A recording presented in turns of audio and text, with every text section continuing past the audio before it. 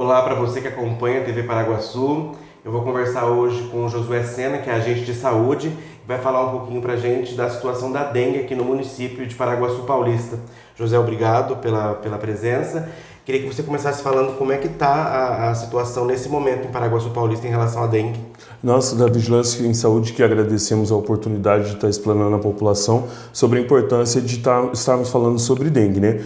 A situação epidemiológica da nossa regional ela é bem complicada, né? Haja visto que nós estamos tendo vários óbitos em nossa regional, só em Prudente já foram mais de 20 óbitos de dengue. Então, o que a gente tem que pensar é que a dengue é uma doença fácil de controle, né? Todos nós sabemos o que é dengue, o que fazer para controlar a dengue, embora todos os anos a gente vivencia grandes transmissão em nossa regional e no nosso município não é diferente, né? Então é importante que a população esteja atenta que a nossa regional ela não faz o inverno rigoroso como em outros estados, e com isso você não cessa a transmissão. A gente vem desde 2020 com uma transmissão que não se cessou, né? Ela tem os seus picos sazonais, mas é importante que a gente observe que mesmo com o período do inverno e a pouca oferta de chuva, ainda assim a gente tem encontrado focos do vetor, a gente tem encontrado uma população alheia à preocupação de controle da doença, de evitar focos da doença, né? Então é importante a gente alertar a nossa população quanto aos riscos da dengue. Você falou que a gente vai entrar agora no inverno e muitas pessoas acham que realmente por conta do clima mudar um pouco, a transmissão cessa. E você disse que isso não é uma verdade mais, né? Acho que antigamente até tinha uma separação maior, né? No verão a gente tinha muito mais casos, mas realmente a gente percebe que os casos estão se mantendo o ano todo, né? Sim, exatamente. Desde 2020 essa transmissão não se cessou. E se a gente for observar, embora o vetor ele tenha um comportamento mais ameno no inverno, né, ele se adapta às condições climáticas também. Ao longo dos anos, a gente estudando o comportamento do vetor do Aedes aegypti, transmissor da dengue, a gente vê que ele se adapta a cada situação imposta ao homem ou às condições climáticas. Então, hoje ele já se adaptou ao período do inverno, então ele mantém a infestação não tão alta quanto o verão, que é favorável à proliferação, mas é o suficiente para manter a transmissão. Com poucos casos, né, porque a gente acaba dando prioridade para as doenças de vias respiratórias, gripes, mas a transmissão continua. Então é preciso que a gente tome esse cuidado para que a gente não chegue na próxima estação já com uma transmissão instalada. Sim, eu sei que vocês seguem fazendo visitas e sempre estão atentos, né, a focos, a casos de dengue, e vi também que vocês fizeram uma visita em uma unidade escolar para falar sobre a dengue, sobre prevenção. Você pudesse falar um pouquinho disso, como funcionou essa visita, partiu da escola, partiu de vocês? As unidades escolares do município, elas têm dentro do cronograma de atividades ao longo do ano uma fala sobre meio ambiente, sobre dengue, sobre escorpião, sobre leishmaniose.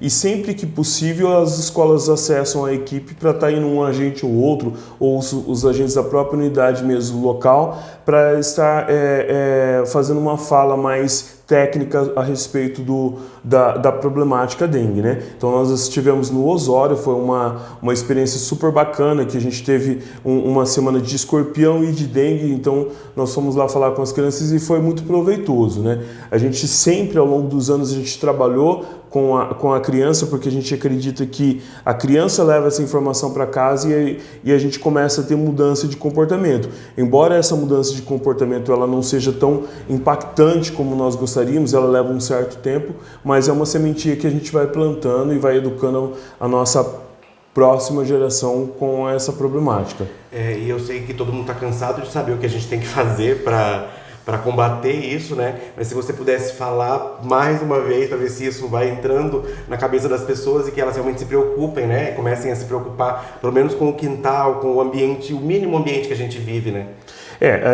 Todos nós sabemos o que é a dengue e o que fazer para combater, como você falou. Ao longo dos anos, a gente vem falando desde a década de 80, a televisão fala de forma maciça, todos nós sabemos quais são os pontos que a gente precisa estarmos atentos.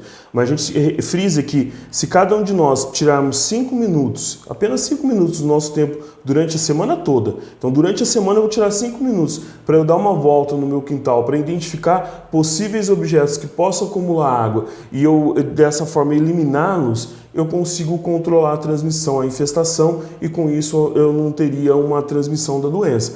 Mas é preciso que todos o façam, né? Não adianta eu fazer e você, meu vizinho, não fizer. Então é preciso que todos estejam atentos, participativos e transformando esse conhecimento de fato em ação. Então a gente fala que para combater a dengue nem a água nem você pode ficar parado. Nós temos que estar sempre em movimentos atentos para eliminar esses focos, para que a gente não tenha uma população nova de pernilongo e com isso a sequência da transmissão. Josué, só para encerrar, no nosso município a situação é muito preocupante, a gente tem muitos casos, muitas pessoas com dengue ou... A gente tem que pensar da seguinte forma, às vezes naquele determinado ano você teve um caso de dengue, aí aquele caso, por motivo de complicações, ele evoluiu a óbito. Então um caso apenas já é uma preocupação. Então, hoje nós temos mais de 500 notificações no nosso município.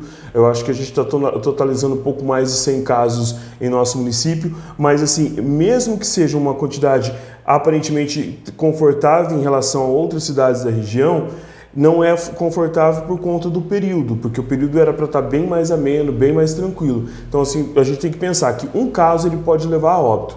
A gente já teve no histórico epidemiológico mais de 4 mil casos de dengue lá em 2015, 2016, que foi uma transmissão que devastou o nosso município. Tivemos óbito? Não tivemos óbito, mas às vezes a gente tem um caso e esse caso pode evoluir a óbito. Então a dengue, ao longo dos anos de tanto se falar, a população de certa forma não dá tanta importância, mas todo caso de dengue é preciso ser monitorado, acompanhado para que ele não evolua a complicações. Então quando você vai na unidade com sintomas de dengue, o médico ou a enfermeira fala, repouso e hidratação é o principal tratamento da dengue. Você precisa ficar em repouso, você precisa se hidratar. E o hidratar é tomar muito líquido mesmo, não é o convencional que você toma no dia a dia. É tomar muito líquido mesmo, tem um cálculo que ela vai fazer para que você tome, para que você mantenha os seus sinais vitais ok, para que você não evolua a complicação. A partir do momento que você continue trabalhando, continue fazendo os seus afazeres, você pode ter complicações aí dentro do curso,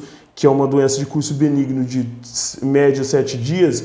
Dentro desse curso, se você não manter o repouso, você pode ter complicações aí e vir a ter um choque e até mesmo falecer. Então é importante que a gente mantenha esse cuidado e leve a sério, de fato, essa doença.